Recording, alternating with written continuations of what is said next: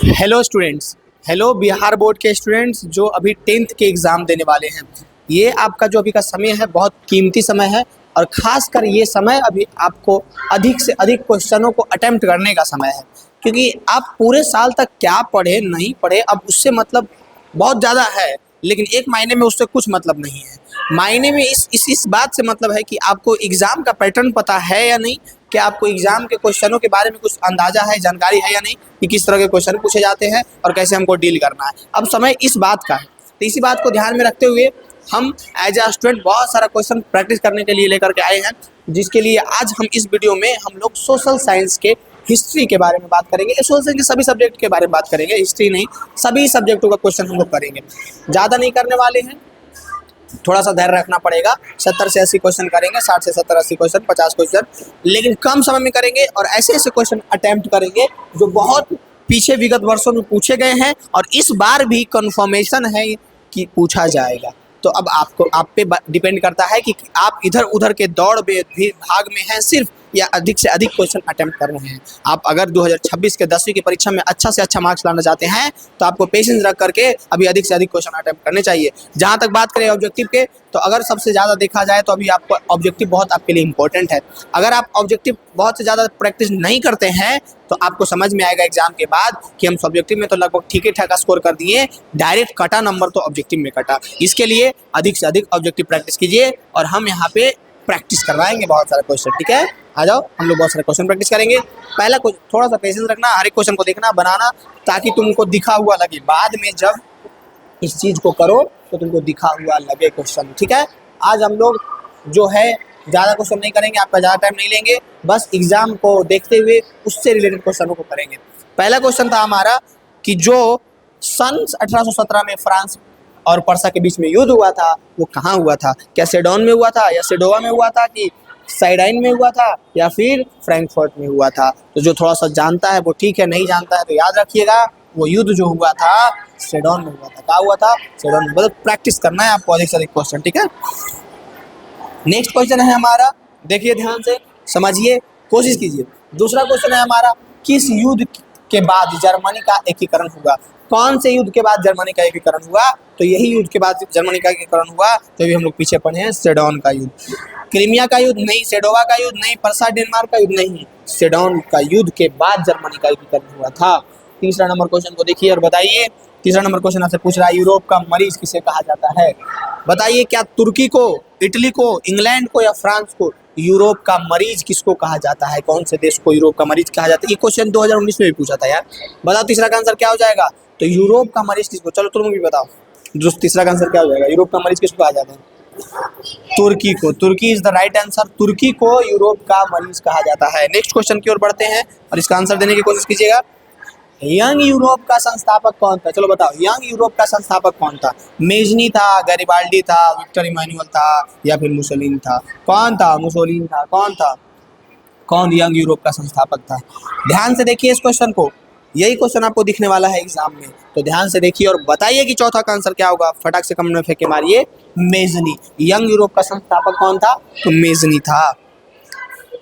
अगर 4 तक ठीक ठाक पहुंचे हैं तो 5 नंबर क्वेश्चन को देखिए और बताइए 5वां नंबर का आंसर कि टीपू सुल्तान शासक थे कहाँ के? मैसूर के, शिमला के, कश्मीर के, या इनमें से कोई नहीं? कहाँ के थे? 5वां का आंसर बताइए कि टीपू सुल्तान जो थे वो शासक कहाँ के थे? 5वां का आंसर क्या हो जाएगा? तो आप बोलिएगा कि टीपू सुल्तान जो है मैसूर के शासक थे। कहाँ के थे? मैसूर के शासक थे। टीपू सुल्तान कहाँ के शासक थे? मैसूर के थे। बहुत फेमस क्वेश्चन है ये, क्वेश्चन हमेशा आपको दिख जाता है और इस बार भी उम्मीद करते हैं कि आपको दिखेगा कि गैरिबाल्डी पेशे से क्या था। ये क्वेश्चन का मतलब इतना बेशर्म है यार, मुंह उठा के चलाता है। इस बार भी बेशर्मी करेगा और मुंह उठा के आ जाएगा कि गैरिबाल्डी पेशे से क्या था। तो अगर आपको नहीं पता, याद रखिएगा, गैरिबाल्डी पेशे से नाविक था। क्या था? नाविक था। गैरिबाल्डी पेशे से क्या था? नाविक था। याद रहेगा, हिल के तरह। गैरिबाल्डी पेशे से क्या था? नाविक था। याद रखना है कि नहीं रखना है? ये खाली टाइम पास करना है भगवान? बताओ। कोशिश करो अधिक से अधिक बार ऑब्जेक्टिव का वीडियोस देखो। और एक हम रियलिटी बता देना चाहते हैं अभी के एजुकेशन का, और आपका नंबर कैसे ज़्यादा आएगा उसका। अगर आप अभी एग्जाम के चीज़ों को देखना छोड़ करके मोबाइल यूज़ करते हैं, ज़्यादा सब करता है, हमको पता है करते ही होंगे, और सिर्फ रील देखने पे लगे हुए हैं, तो अभी से आपको जागरूक हो जाना है और अधिक से अधिक ऑब्जेक्टिव को देखना है, अधिक से अधिक सब्जेक्टिव क्वेश्चनों को देखना है, ठीक है, तब जाकर के अच्छा एग्जाम। थोड़ा दिन के लिए तो बउआ आपको अभी जो 10 दिन बचा हुआ ना, इतना दिन के लिए तो आपको त्यागना पड़ेगा। रील वील एकदम फिल्म रील चाहे जो भी इंस्टाग्राम पे पोस्टर वोस्टर लग रहा है सब छोड़ना पड़ेगा। एकदम एकाग्र होकर के जितना अधिक से अधिक हो सकता है हर एक सब्जेक्ट का ऑब्जेक्टिव देखिए। मेरा यूट्यूब पे तो पूरा पड़ा हुआ है, जितना अधिक से अधिक हो सकता है सब्जेक्टिव देखिए, वीडियो के माध्यम से देखिएगा। एक वीडियो तो इतना मस्त चीज़ है ना यार कि कम समय में अच्छा तैयारी हो सकता है। जितना अधिक से अधिक तुम ऑब्जेक्टिव को प्रैक्टिस करेगा वहाँ पे जाएगा तो देखिएगा अरे यही तो क्वेश्चन था यार, गर्दा मचाएगा। 7वां नंबर क्वेश्चन कह रहा है कि फ्रैंकफर्ट की संधि पर हस्ताक्षर कब हुआ था। फ्रैंकफर्ट की संधि 2020 में क्वेश्चन पूछा था कि फ्रैंकफर्ट की संधि पर हस्ताक्षर कब हुआ था। 1863 में, 1864 में, 1871 में कि 1872 में। 7 नंबर क्वेश्चन देखिए और इसका आंसर बताइए क्या हो जाएगा। तो आपको याद रखना है फ्रैंकफर्ट की संधि जो हुआ था वो 1871 1871 में हुआ था। 7वां के बाद 8वां नंबर क्वेश्चन को देखिए और देखते हैं इसका आंसर। आपको कमेंट में फेंक के मारना है कि 1871 में कौन सी, पीछे पूछा है ना यार, पीछे क्वेश्चन दिया हुआ था उसी को उलट दिया है कि 1871 में कौन सी संधि हुई है। फ्रैंकफर्ट की संधि, पेरिस की संधि, वियना कांग्रेस या इनमें से कोई नहीं। तो अभी हम पीछे बताएंगे आपको कि 1871 में क्या हुआ था। अगर आप पीछे ध्यान से देखे तो अभी आंसर बताइएगा इसका। पिछला क्वेश्चन ही इसका आंसर है फ्रैंकफर्ट की संधि। 1871 में कौन सी संधि हुई थी, याद रखना है आपको, फ्रैंकफर्ट की संधि हुई थी बउआ। नेक्स्ट क्वेश्चन देखिए और बताइए कि 1830 में क्रांति के बाद फ्रांस में किस प्रकार का शासन स्थापित हुआ था। 1830 की क्रांति के बाद फ्रांस में कैसा शासन स्थापित हुआ था, जो आपको बताना है बउआ। ज़्यादा दिमाग नहीं लगाना है, ज़्यादा घबराना नहीं है, बस थोड़ा सा पेशेंस रख करके। दिमाग बोलेगा नहीं देख पाएंगे, दिमाग बोलेगा नहीं अब नहीं होगा, ऑब्जेक्टिव हटाओ, नहीं दिमाग बोलेगा, लेकिन थोड़ा सा पेशेंस रख करके देखो। ज़्यादा से ज़्यादा ऑब्जेक्टिव अटेम्प्ट करो, खुद से आंसर देने की कोशिश करो, नहीं होता है फिर आंसर देखो, बस ये कह सकते हैं। संघीय शासन व्यवस्था हुआ था कि संवैधानिक राजतंत्र हुआ था कि गणराज्य हुआ था कि अधिनायकवाद हुआ था, क्या हुआ था 1830 की क्रांति के बाद क्या हुआ था, जो बताइए। 9 का आंसर बताइए, कमेंट में फेंक के मारिए क्या हो जाएगा। तो 1830 की क्रांति के बाद संवैधानिक राजतंत्र हुआ था, क्या होता, संवैधानिक राजतंत्र, यानी कि 9 का आंसर भी हो जाएगा। 9 नंबर क्वेश्चन अगर ठीक ठाक किए हैं तो 10 को देखिए और बताइए कि जर्मनी के एकीकरण के लिए कौन उत्तरदायी था। काउंटर काउट की गैरीबाल्डी, बिस्मार्क की मेजनी। जर्मनी के एकीकरण में कौन उत्तरदायी था, जो बताइए। जर्मनी के एकीकरण में कौन उत्तरदायी था, 10 का आंसर क्या हो जाएगा। जर्मनी के एकीकरण में कौन उत्तरदायी था, गैरीबाल्डी था। गैरीबाल्डी पैसे से क्या था, कमेंट में फेंक के मारो। गैरीबाल्डी पैसे से क्या था, कमेंट में फेंक के मारो। गैरीबाल्डी। जर्मनी के एकीकरण में कौन उत्तरदायी था, तो गैरीबाल्डी था। नेक्स्ट क्वेश्चन है हमारा बहुत आसान सा, इटली के एकीकरण में किसका संबंध नहीं है। कौन जो है जिसको इटली के एकीकरण से कोई लेना देना नहीं है, इटली के एकीकरण से कोई संबंध नहीं है, कौन। बिस्मार्क, मेजनी, कावूर या गैरीबाल्डी। बताइए कौन जो है इटली के एकीकरण से उसको कोई लेना देना नहीं था, इटली के एकीकरण में कोई मतलब नहीं था उसको, मतलब उसका कोई रिलेशन नहीं है उससे। बिस्मार्क का, किसका, मेजनी, कावूर, गैरीबाल्डी, तीनों का था, लेकिन बिस्मार्क का। 11 नंबर क्वेश्चन अगर ठीक ठाक आप बता दिए हैं तो देखिए 12 नंबर क्वेश्चन और बताइए बबुआ कैसे हुई पास। बताइए बताइए, डर लग रहा है ना कि कैसे पास होइएगा। इटली और जर्मनी के एकीकरण के विरुद्ध कौन था, इंग्लैंड, रूस, ऑस्ट्रेलिया या पर्सा। कौन जो है इटली और जर्मनी के एकीकरण के विरुद्ध था, इटली और जर्मनी के एकीकरण के विरुद्ध कौन था। 12 नंबर क्वेश्चन का आंसर क्या हो जाएगा, तो कमेंट में फेंक के मारिएगा, ऑस्ट्रिया। क्या हो जाएगा, ऑस्ट्रिया हो जाएगा। इटली और जर्मनी के एकीकरण के विरुद्ध कौन था, ऑस्ट्रिया था। 12 के बाद 13 नंबर क्वेश्चन देखते हैं, बताइए इसका आंसर क्या होगा।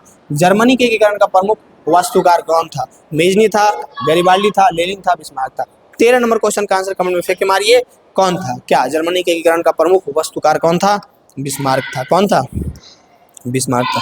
नेक्स्ट क्वेश्चन है हमारे पास, बहुत आसान सा क्वेश्चन है कि फ्रैंकफर्ट की संधि कब हुई। इतना ये इंपॉर्टेंट है, वो हमेशा आ जाएगा। फ्रैंकफर्ट फ्रैंकफर्ट फ्रैंकफर्ट की संधि कब हुई थी, बताइए। 2020 में पूछा था, 21 में पूछा था। 1864, 1866, 1870, 1871 कब हुआ है फ्रैंकफर्ट की संधि बबुआ, कमेंट में फेंक के मारा कि फ्रैंकफर्ट की संधि कब हुआ है, बताए। ये तो 3 बार आ गया ये क्वेश्चन, ये क्वेश्चन में भी छूटेगा। 1871 में हुआ था बबुआ फ्रैंकफर्ट की संधि, 1871।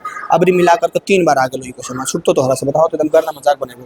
14 नंबर क्वेश्चन अगर ठीक ठाक आप कर लिए हैं तो 15 को देखिए और बताइए कि जालवेरिन संबंधित था। 2022 में क्वेश्चन पूछा है कि जालवेरिन संबंधित था क्रांतिकारियों से, व्यापारियों से, विद्वानों से या फिर पादरियों से। पादरियों से, विद्वानों से, व्यापारियों से या क्रांतिकारियों से? जालवेरिन किससे संबंधित था? जालवेरिन किससे संबंधित था? 15 का आंसर बताइए। जालवेरिन किससे संबंधित था? जालवेरिन व्यापारियों से संबंधित था। जालवेरिन किससे संबंधित था? तो जालवेरिन जो है व्यापारियों से संबंधित था। 16 नंबर क्वेश्चन देखिए और बताइए कि जेनेवा संधि कब हुई थी? 1954, 1952, 1950 और 1985। जेनेवा संधि कब हुई थी? जेनेवा संधि कब हुई थी? 1954 में, 1952 में, 1950 में या फिर 1985 में? आपको फटाक से इसका आंसर कमेंट में फेंक के मारना है कि जेनेवा संधि कब हुई थी, बताइए। 16 का आंसर क्या हो जाएगा? बताइए क्या हो जाएगा? 1954 में। जेनेवा संधि कब हुआ था? 1954 में। अगर इसका आंसर आप सही सही दे दिए हैं तो हम उम्मीद करते हैं कि ये आंसर, एक क्वेश्चन आपसे नहीं छूटेगा और एग्जाम में दिखेगा तो बोलिएगा यही तो पढ़ के गए थे एजी एजुकेशन से, एकदम यही बोलिएगा कि काउंट कावूर को विक्टर इमैनुअल ने किस पद पर नियुक्त किया था 2020 में? ये क्वेश्चन जब हम पढ़ रहे थे ना यार, तब भी एग्जाम में आया था और इतना मस्त क्वेश्चन है कि हमसे पहले जो मेरे भैया पढ़ रहे थे तब भी एग्जाम में आया था और ये क्वेश्चन में हर एक पेपर में दिख जाता है हमको कि काउंट कावूर को विक्टर इमैनुअल किस पद पर नियुक्त किया गया था? सेनापति पर, कि फ्रांस के राजदूत पर, कि प्रधानमंत्री पर, कि गृह मंत्री पर? आज के बाद ये क्वेश्चन नहीं छूटेगा और हमेशा याद रखिए कौन पद पर हुआ था। अभी मोदी चाचा कहाँ है? हम लोगों के प्रधानमंत्री हैं, तो वो है पद पर काउंट कावूर को विक्टर इमैनुअल के जो है नियुक्त किए थे। कौन से पे? प्रधानमंत्री पे। याद रही कि ना रही जो बतावा, याद करे के पड़ी।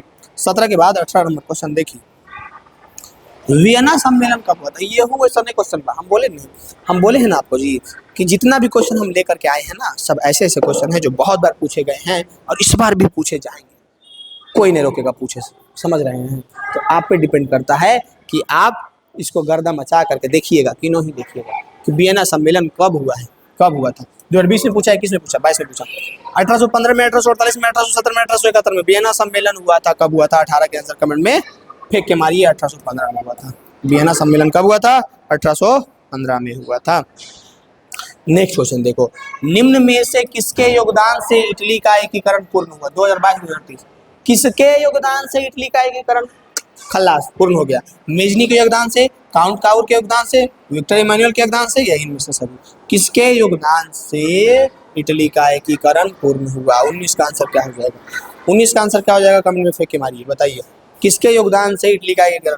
तो इटली के एकीकरण में मेजनी का भी, काउंट कावूर का भी, विक्टर इमैनुअल, इनमें से सभी तीनों का योगदान था इटली के एकीकरण में। नाम याद रखना बबुआ, विक्टर इमैनुअल, काउंट कावूर और मेजनी, तीनों का नाम याद रखिएगा जरूर से जरूर, एकदम ठीक है ना? इटली के एकीकरण से हमेशा क्वेश्चन आता है बबुआ, ध्यान से रखना। रक्त और लौह की नीति का अवलंबन किसने किया? रक्त और लौह की नीति का अवलंबन कौन किया था? गैरीबाल्डी, मेजनी, बिस्मार्क या फिर नेपोलियन? कौन जो है रक्त और लौह की नीति का अवलंबन किया था? 20 नंबर क्वेश्चन हम चाहते हैं इसका आंसर आप गर्दा मचा के दें, बताइए क्या हो जाएगा? 20 का आंसर क्या हो जाएगा? 20 का आंसर हो जाएगा बिस्मार्क। रक्त और लौह की नीति का अवलंबन कौन किया था? बिस्मार्क। ये भी एकदम हीरा क्वेश्चन बाहो, हीरा हीरा हमेशा पूछा जाता है कि बिस्मार्क जो थे वो रक्त और लौह की नीति का अवलंबन किए थे। 20 के बाद 21 नंबर क्वेश्चन को देखिए और बताइए। देखिए क्वेश्चन में मतलब कि क्या, अब हम क्या करें? अब बोले तो बोले क्या, करे तो करे क्या, मतलब क्या करें? अब तुमको क्या करें हम यार? मतलब ये इसको फैक्स करवा के घर में भेज दे तुम्हारे यहाँ, क्या करे? पोस्ट ऑफिस द्वारा भेजा दे घर में? गधा वो देखो इसको, तुम देखते बेहोश नहीं हो रहा है तो तुम गधा है, तुम एग्जाम के लिए सिंसियर नहीं है। 2014, 16, 22, 23, बाप रे बाप, कह रहा है कि वही क्वेश्चन में एकदम फोटो कॉपी इतना बार पूछा है। अब लियो पूछेगा और तुम नहीं देख के गया है तो कैसे बनाएगा? फिर बोलेगा फलाना का नंबर ज्यादा आ गया, तो आएगा ना वो थोड़ा सा कहीं से रख करके देख लिया लास्ट में 2-4 क्वेश्चन वसन है कि जे आवे वाला था, तो बस गर्दा मचा दिया। और क्या एक तो खेला है, ऑब्जेक्टिव कितना सही जाएगा? कह रहा है जर्मन राइन राज्य का निर्माण किसने किया था? यही क्वेश्चन गन्हा दिया है, बार बार पूछता है, एकदम हमेशा पूछता है कि जर्मन राइन राज्य का निर्माण कौन किया था? लुई 18वीं है ना जी? हाँ, लुई 18वीं, देख लो 10, 5, 3, 8, 18, या फिर नेपोलियन बोनापार्ट या फिर नेपोलियन थर्ड या बिस्मार्क? कौन जो है जर्मन राइन राज्य का निर्माण किया था? 21 नंबर क्वेश्चन बाहो, बतावा एक आंसर का होई? याद रखिए Napoleon Bonaparte, Napoleon Bonaparte, Napoleon Bonaparte. आ जाओ नेपोलियन बोनापार्ट। पर आए जर्मन राइन राज्य का निर्माण किसने किया था? तो याद रखना है नेपोलियन बोनापार्ट। नेक्स्ट क्वेश्चन देखो 22 नंबर। हाँ यार पीछे आ गए, कैसे पीछे आ गए यार? अच्छा 22 नंबर क्वेश्चन। 22 नंबर क्वेश्चन पूछ रहा है आपसे, निम्न में से किस सम्मेलन में जर्मनी कम कर दिया गया की क्षतिपूर्ति राशि को कम कर दिया। अच्छा कह रहा है कि क्वेश्चन थोड़ा सा इधर उधर हो गया। निम्न में से कौन से सम्मेलन में जर्मनी की क्षतिपूर्ति राशि को कम कर दिया गया? क्वेश्चन इधर उधर हो गया, हम बोल रहे हैं जो सुनो। क्वेश्चन ये है कि निम्न में से कौन सा, ये 4 सम्मेलन दिया हुआ है ना, चारों में से कौन सम्मेलन के बाद जर्मनी की क्षतिपूर्ति राशि को कम कर दिया गया? ऑप्शन है क्योटो सम्मेलन, वियना सम्मेलन या फिर रियो डी जेनेरो सम्मेलन या फिर लॉसनी सम्मेलन। कौन से सम्मेलन के बाद जर्मनी की क्षतिपूर्ति को कम कर दिया गया था? बताइए। 22 का आंसर क्या होगा? कम फेंके मारिए। 22 का आंसर क्या हो जाएगा? तो याद रखना है लॉसनी सम्मेलन के बाद। किसके सम्मेलन के बाद? नेक्स्ट हमारा 22 के बाद 23 नंबर क्वेश्चन कि हीगेल किस देश का दार्शनिक था? हीगेल कहाँ का दार्शनिक था? France, Italy, Germany, Australia. Hegel जो था वो कहाँ का दार्शनिक था?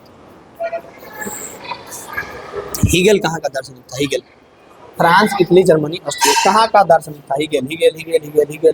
कहाँ का दार्शनिक था? 23 का आंसर बताइए। हीगेल कहाँ का था? तो हीगेल जो है जर्मनी का था दार्शनिक। हीगेल कहाँ का था?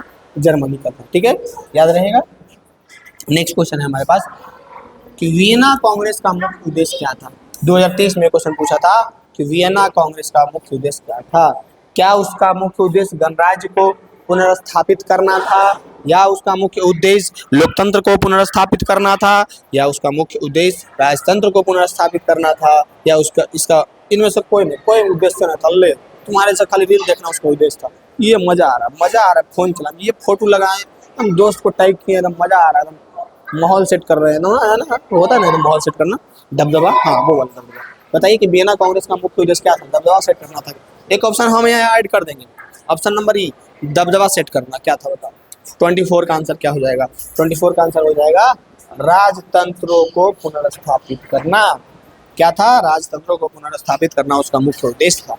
फ्रांसीसी क्रांति कब हुआ जी? 1789 में, 1804 में, 1871 में कि 1817 में? कब हुआ फ्रांसीसी क्रांति? 25 का आंसर तुम फेंक के मारो, कमेंट में फेंक के मारो। 25 का आंसर क्या हो जाएगा? 25 का आंसर हो जाएगा 1789 में। हम लोग एकदम बढ़ेंगे आगे बिना कोई रोक टोक के। कह रहा है मेजनी का संबंध कौन से संगठन से था?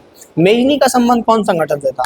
लाल सेना से, कार्बोनरी से, डायट से या जालवेरी से? मेजनी का संबंध किस संगठन से था? 26 का आंसर आपको बताना पड़ेगा, तब जाने देंगे, नहीं तो नहीं जाने देंगे। 26 का आंसर हो जाएगा कार्बोनरी से। मेजनी का संबंध जो है कार्बोनरी से था। मेजनी का संबंध जो है कार्बोनरी से था। मेजनी का संबंध जो है कार्बोनरी से था। राष्ट्रीय आंदोलन का केंद्र जेनेवा विश्वविद्यालय कहाँ स्थित है? इटली में, जर्मनी में कि रूस में कि ग्रेट ब्रिटेन में? कहाँ स्थित है? 27 का आंसर क्या हो जाएगा? 27 क्वेश्चन का आंसर क्या हो जाएगा जी? 27 का आंसर हो जाएगा जर्मनी। क्या हो जाएगा? जर्मनी। 27 के बाद 28 नंबर क्वेश्चन को देखिए और बताइए कि कोसुथ का संबंध कौन से देश से था? ऑस्ट्रिया से, यूनान से, पोलैंड से कि हंगरी से? कोसुथ का संबंध, कोसुथ के संबंध किस देश से था? 28 का आंसर। 28 का आंसर क्या हो जाएगा? हंगरी से। कहाँ से? हंगरी से।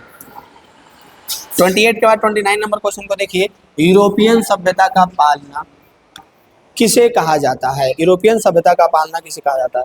यूनान, पुर्तगाली, इंग्लैंड या पोलैंड? किसको कहा जाता है? 29 का आंसर।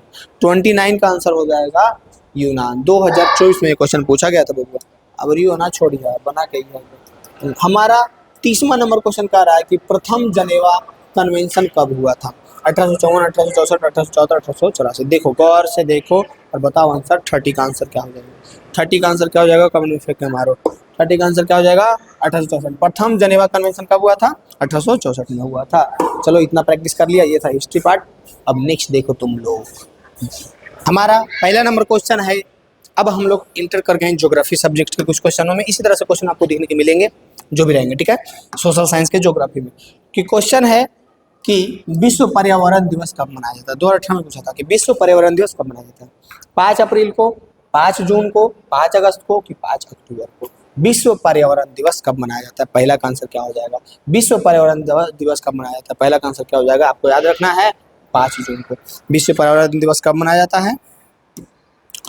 5 जून को। दूसरा नंबर क्वेश्चन आपसे पूछ रहा है कि सौर ऊर्जा निम्नलिखित में कौन सा संसाधन है? सौर ऊर्जा कौन सा संसाधन है?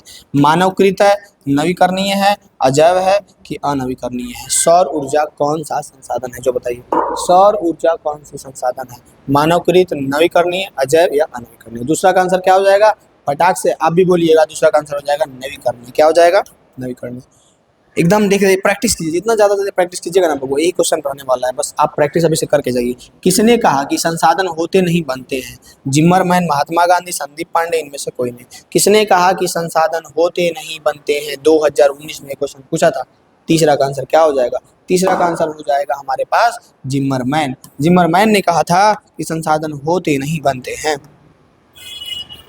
सौर ऊर्जा निम्नलिखित में से कौन सा संसाधन है? 2014-2019 में पूछा है कि सौर ऊर्जा कौन सा संसाधन है? मानवकृत है, पुनः पूर्ति योग्य है, अजैव है और चक्रीय है। कौन सा संसाधन है सौर ऊर्जा? चौथा का आंसर क्या हो जाएगा? सौर ऊर्जा कौन सा संसाधन है? तो सौर ऊर्जा तो पुनः पूर्ति योग्य है ना। एक बार सूर्य को हम लोग सौर प्लेट में, ये हमारा सौर से बन गया बिजली, ऐसा थोड़ा दोबारा नहीं बन सकता, अभी बन रहा है, अभी है हमारे पास सूर्य उतना। अब बताओ सूर्य नहीं रहेगा तो कैसे बनेगा जी? बताओ, तुम लोग कुछ सोच नहीं करता है। द्वितीय पृथ्वी सम्मेलन कहाँ हुआ था?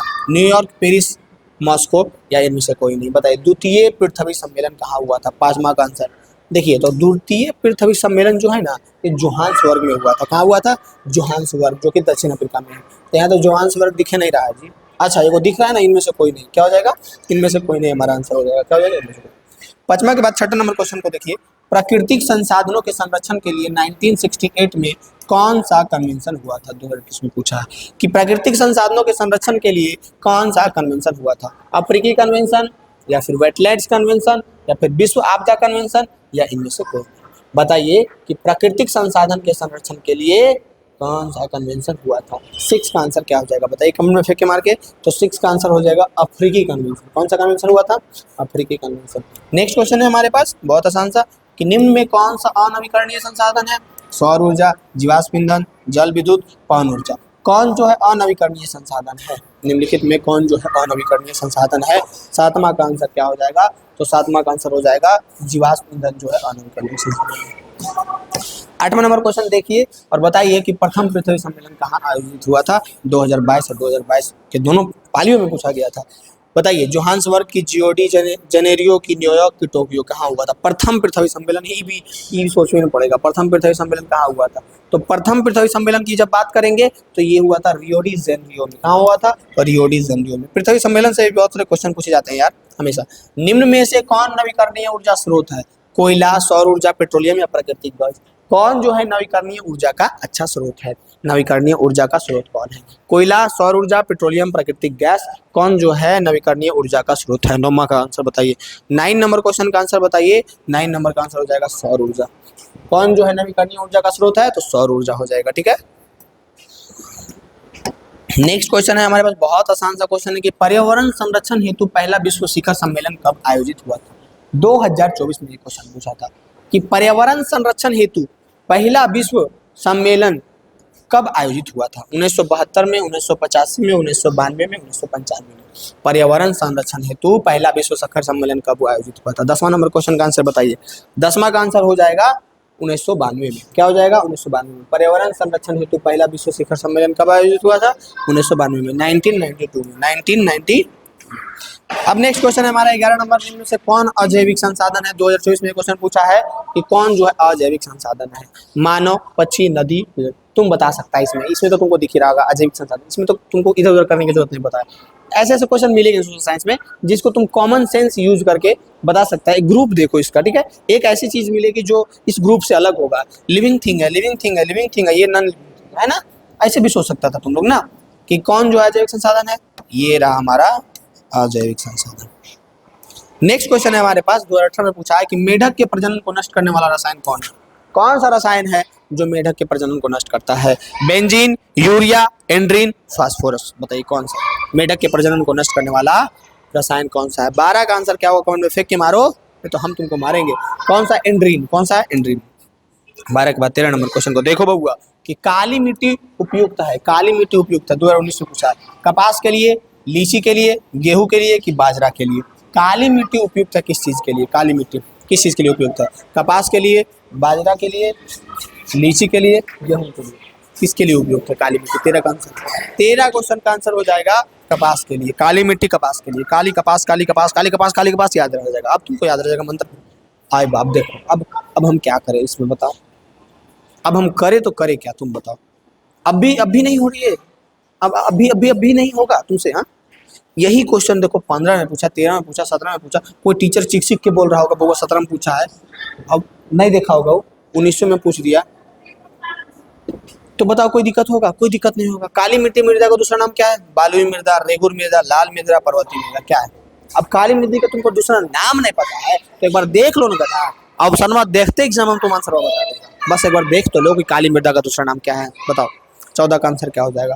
14 का आंसर हो जाएगा हमारे पास रेगुर मृदा। क्या हो जाएगा? रेगुर मृदा। नेक्स्ट क्वेश्चन क्या है 14 के बाद? 15 नंबर क्वेश्चन कि मरुस्थलीय मृदा किस राज्य में पाई जाती है? 2016 और 22 में उत्तर प्रदेश, राजस्थान, कर्नाटक। अभी वो पूछे पड़ेगा कहाँ सबसे ज्यादा मरुस्थलीय मृदा पाया जाता है, ये तो हमको लगता है कि गधा है तुम अगर मैं बना रहा है। मरुस्थलीय उत्तर प्रदेश, राजस्थान, कर्नाटक, महाराष्ट्र, मरुस्थलीय मृदा कहाँ पाया जाता है? बताओ, आंसर बताओ। 15 का आंसर क्या हो जाएगा? 15 नंबर क्वेश्चन का आंसर क्या हो जाएगा? कमेंट में फेंक के मारो, कहाँ हो जाएगा जी? सबसे ज्यादा कहाँ पाया जाता है? राजस्थान में ना जी। हाँ, और ये सबसे ज्यादा कहाँ पाया जाता है बताओ। नेक्स्ट है कि पंजाब। आज बात, अब हम क्या करें, तुम अभी भी नहीं पढ़ेगा, बोलो अभी भी देख के नहीं जाएगा, बोलो। अगर अभी भी नहीं देख के जाएगा तो गधा है तुम। देखो कितना बार पूछा है, 2012, 20, 21, 22 में। सिंपल सा क्वेश्चन।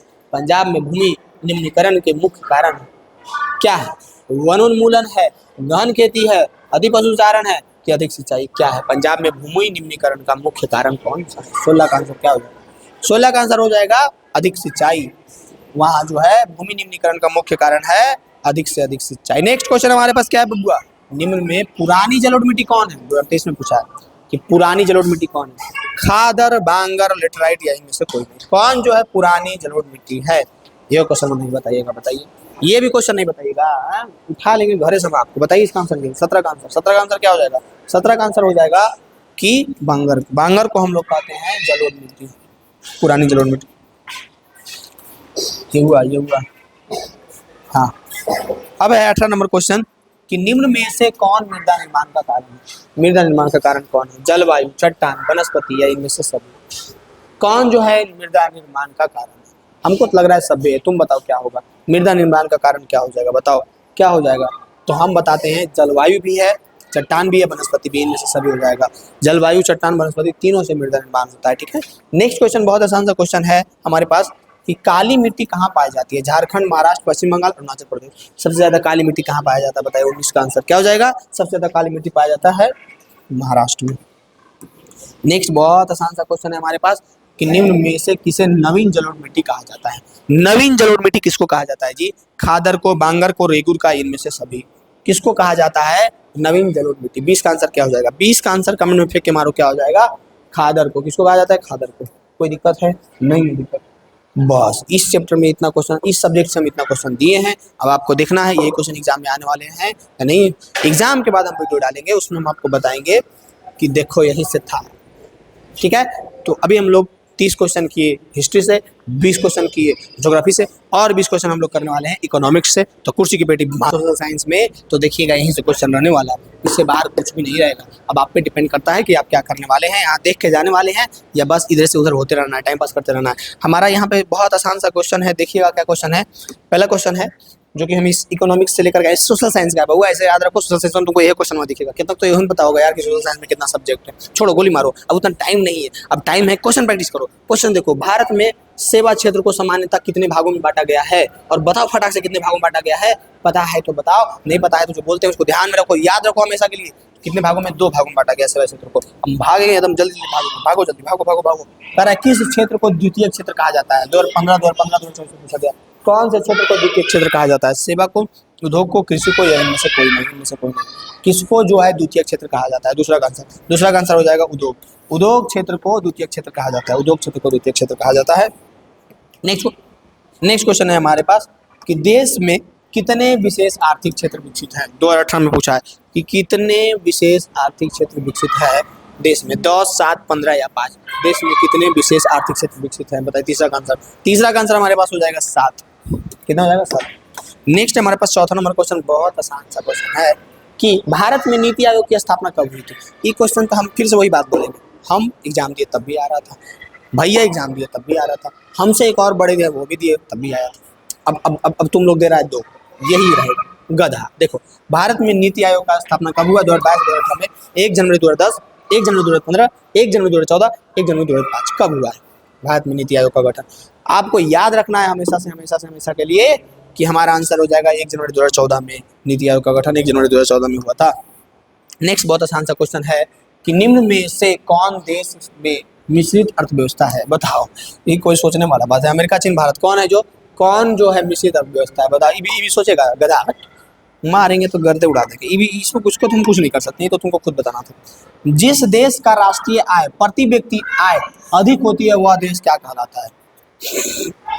अविकसित, अर्धविकसित, विकसित या इनमें से कोई? बताओ। जगह घर में खूबे आय है, मतलब खूबे पैसा है, और उसके घर के प्रत्येक मेंबर के पास भी बहुते पैसा है, तो विकसित कहलाएगा कि अविकसित कहलाएगा? बताओ छठा का आंसर क्या हो जाएगा? छठा का आंसर क्या हो जाएगा? एक बात बस पूछ रहे हैं कि वो घर है और वो घर में इतना पैसा है, अठाइए पैसा है, पैसा ही पैसा है, उसके प्रत्येक घर के व्यक्तियों के पास करोड़ों करोड़ रुपया, लाखों लाख रुपया, तो घर विकसित है कि अविकसित है? वही बात तो पूछ रहा है कि जिस देश का राष्ट्रीय आय प्रति व्यक्ति आय अधिक है, एकदम गर्दा है, राष्ट्रीय आय भी अधिक है, प्रति व्यक्ति आय भी अधिक है, तो वो क्या अविकसित कहलाएगा, अविकसित कहलाएगा, विकसित कहलाएगा? इनमें से कोई नहीं, क्या कहलाएगा? आप भी बोलिएगा कि काहे टेंशन वाले रहे हैं, तो विकसित ना कहलाएगा, गर्दा पैसा बा ओकरा पास। नेक्स्ट क्वेश्चन है छठा के बाद 7 नंबर क्वेश्चन। 7वां नंबर क्वेश्चन, कौन बीमारू राज्य है?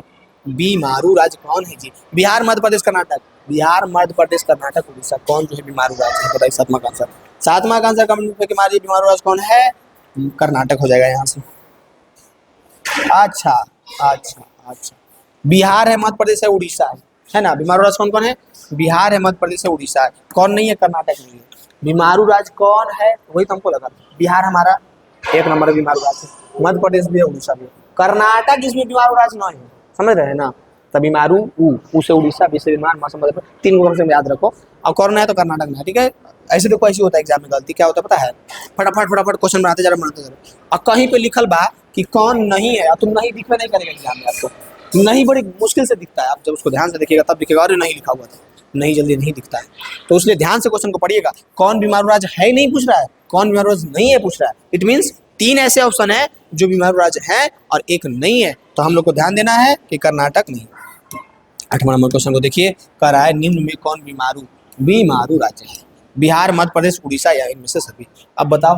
बीमारू, ये 3 को देगा, बिहार, मध्य प्रदेश, उड़ीसा, इनमें से सभी हो जाएगा बीमारू राज्य। 8वां के बाद 9वां नंबर क्वेश्चन देखिए। 9 नंबर क्वेश्चन हम लोग को कह रहा है योजना आयोग का भंग कर कौन सा आयोग बना दिया गया 2019 में? नीति आयोग, वित्त आयोग, राज्य वित्त आयोग, इनमें से कोई नहीं। योजना आयोग को भंग करके कौन सा आयोग बना दिया? आप ये देखो, जो मनरेगा है उसको हटा करके MGB कुछ कर दिया गया है ना, उसको भी अब ऐड हो जाएगा, उसको भी पढ़ना पड़ेगा। योजना आयोग को भंग करके कौन सा आयोग? नीति आयोग, वित्त आयोग, राज्य वित्त आयोग, कौन आयोग बना दिया गया? 9वां का आंसर क्या हो जाएगा? 9वां का आंसर हो जाएगा हमारे पास नीति आयोग। योजना आयोग को हटा करके नीति आयोग बनाया गया है। राष्ट्रीय विकास परिषद का गठन कब हुआ था, जो बताओ? राष्ट्रीय विकास परिषद 1950, 1951, 1952, इनमें से कोई नहीं।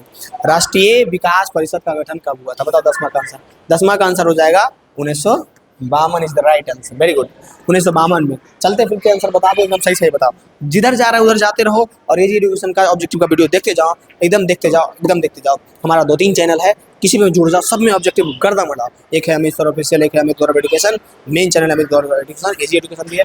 एकदम गर्दा मचा करके तुमको पढ़ना पड़ेगा बच्चा। हम तो तुम्हारे लिए बहुत मेहनत कर रहे हैं, पर तुमको भी थोड़ा सा साथ देना पड़ेगा। कह रहा निम्नलिखित में से किस राज्य का पिछड़ा राज्य कहा जाता है 2015, 2018, 2020? जहाँ दिख जाए हम लोग वहीं तो पिछड़ा कहा जाता है। पंजाब, केरल, बिहार, दिल्ली का भी हो सकता है, पंजाब को नहीं बा, केरल तो और शिक्षित राज्य। बिहार सबसे गेल गुजर फिलहाल है, बबुआ कहते हुए खराब लग रहा है, लेकिन हम क्या कर सकते हैं? आंसू आ रहा है, रुक नहीं रहा है आंसू। अब ठीक करिए ना रहा है सब, तो क्या करे, सब वैसे नहीं। बिहार जो है हमारा पिछड़ा राज्य है। 11 का आंसर हो गया, कोई दिक्कत है 11 का सीट? कोई दिक्कत नहीं। नेक्स्ट क्वेश्चन 11 के बाद 12 नंबर क्वेश्चन कह रहा है कि निम्नलिखित में कौन बीमारू राज्य है? कर्नाटक, छत्तीसगढ़, आंध्र प्रदेश, बिहार। ऊ से उड़ीसा, न से मध्य प्रदेश, बी से बिहार। अब देखो आंध्र प्रदेश दे दिया, कोई सोच लेगा आंध्र प्रदेश मार देगा कड़ाक से, और देखने रहा है कि नीचुआ लटकल है। कितना दुखद बात है, जब देखो तो यही आ जाता है बिहार जो है बीमारू राज्य है। ठीक है, नेक्स्ट है 13 नंबर क्वेश्चन कह रहा है एक समाजवादी अर्थव्यवस्था में सर्वाधिक बल किस पर दिया जाता है? ऐसी अर्थव्यवस्था जो समाजवादी है, उस अर्थव्यवस्था में किस चीज पे ज्यादा बल दिया जाता है? आर्थिक स्वतंत्रता पे, उत्पादन कुशलता पे, या फिर अधिकतम लाभ अर्जन पे, या फिर लोक कल्याण पे? समाजवाद अर्थव्यवस्था पे कौन से बात पे ज़्यादा जोर दिया जाता है? समाजवाद पे सबसे ज़्यादा जोर दिया जाता है लोक कल्याण पे। कोई कोई जो है समाजवादी अर्थव्यवस्था है कहीं, तो वहाँ सबसे ज़्यादा जोर दिया जाएगा लोक कल्याण पे। ठीक है, नेक्स्ट क्वेश्चन, भारतीय योजना आयोग के प्रथम अध्यक्ष कौन थे? हमारे चाचा थे। ठीक है, हमारे चाचा थे, हमारे वो चाचा है। ठीक है ना, तुम लोग चिन्ह करता होगा हो सकता है, अगर हमको वो पहचानते तो उस समय भी, समझ रहा है, जब हमारा देश आज़ाद हुआ था, योजना आयोग बना, उसके जो प्रथम अध्यक्ष थे, जो हमारे प्रथम प्रधानमंत्री थे, जो हमारे चाचा थे, ठीक है ना, वो हमको बहुत अच्छे से पहचानते थे, बैठ के चाय पीते थे दोनों, ऐसा चाय होता था, ऐसा देखा है उनके हाथ में, कोई बात नहीं। मोरारजी देसाई, लाल बहादुर शास्त्री, पंडित जवाहरलाल नेहरू, राजीव गांधी। भारतीय योजना आयोग के प्रथम अध्यक्ष कौन थे? 14 का आंसर, 14 का आंसर कमेंट में फेंक के मारो तो चाचा का नाम याद आ गई बा, पंडित जवाहरलाल नेहरू चाचा। नेक्स्ट है, योजना आयोग के जो होते हैं ना, वो मेन वो प्रधानमंत्री होते हैं, तो पहले प्रधानमंत्री पंडित जवाहरलाल नेहरू थे, तो वही हुए ना। हाँ बिल्कुल। अर्थव्यवस्था के लिए किस क्षेत्र में हरित क्रांति संबंधित? अर्थव्यवस्था के किस क्षेत्र में हरित क्रांति संबंधित है? प्राथमिक में, द्वितीयक में, तृतीयक में, या इनमें से कोई?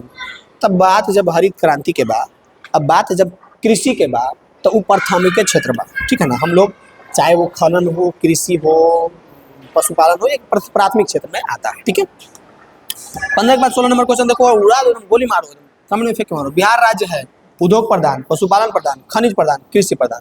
बिहार राज्य कौची प्रधान है बबुआ? बता, उद्योग प्रधान, पशुपालन प्रधान, खनिज प्रधान, कृषि प्रधान। तब बिहार में तो खाली कृषि है ना बात, तो 16 का आंसर का हुई? कृषि प्रधान। बिहार राज्य कैसा है? तो कृषि प्रधान है। 16 के बाद 17 का देखा, भारत का आर्थिक व्यवस्था कैसी है? पूंजीवादी, समाजवादी, साम्यवादी, मिश्रित। पीछे क्वेश्चन आया था ना, हाँ पीछे आया था। अब भी नहीं बताएगा तो क्या कर सकते हैं यार। भारत कैसी अर्थव्यवस्था? मिश्रित अर्थव्यवस्था है। Any problem? No problem. Okay, प्राथमिक क्षेत्र में कौन सी आर्थिक क्रियाएं शामिल है? कृषि, खनन, पशुपालन। अभी हम बोले, अभी पीछे हम बोले थे कि प्राथमिक क्षेत्र में आता है कृषि, पशुपालन, खनन, यानी इनमें से सभी। कृषि, खनन, पशुपालन, इनमें से सभी हो जाएगा। कोई दिक्कत है? नहीं है, चुपके से पूछ रहे हैं आपसे, कोई दिक्कत है? 2011 की जनगणना के अनुसार भारत की आबादी कितनी थी? 90 करोड़, 121 करोड़, 140 करोड़, 150 करोड़। अभी तो लगता है 200 करोड़ पहुंच होगा 2026 में। तुम वीडियो कब देख रहा है? एग्जाम से पहले देख रहा होगा। बताओ कितना है? 200 करोड़ पहुंच गया। 90 करोड़, 121 करोड़, 140 करोड़, 150 करोड़। 2011 जनगणना के अनुसार भारत की आबादी कितनी थी? 2011 जनगणना के अनुसार भारत की आबादी कितनी थी? बता, तो गोली मार देंगे अभी, अजय मार देंगे हम। 19 का आंसर क्या हो जाएगा? 19 का आंसर हो जाएगा 121 करोड़ था।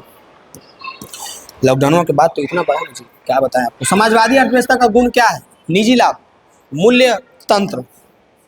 ये क्या हो गया? देखिए क्या हो गया, काहे जी ऐसे काहे करता है?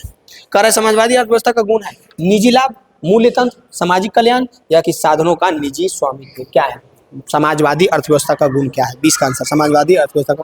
तो हम लोगों को याद रखना है सामाजिक कल्याण है। समाजवादी अर्थव्यवस्था का गुण है सामाजिक कल्याण। और आज के लिए सोशल साइंस का ऑब्जेक्टिव यहीं तक रहेगा। और एक बार आवाज भी सुन लो, सुनाई दिया सुनाई। आज के लिए इतना ही रहने देते हैं हम लोग। और ये हमारा सोशल साइंस का मोस्ट इंपॉर्टेंट ऑब्जेक्टिव्स है, जो कि डायरेक्ट आपको एग्जाम में देखने को मिलेंगे।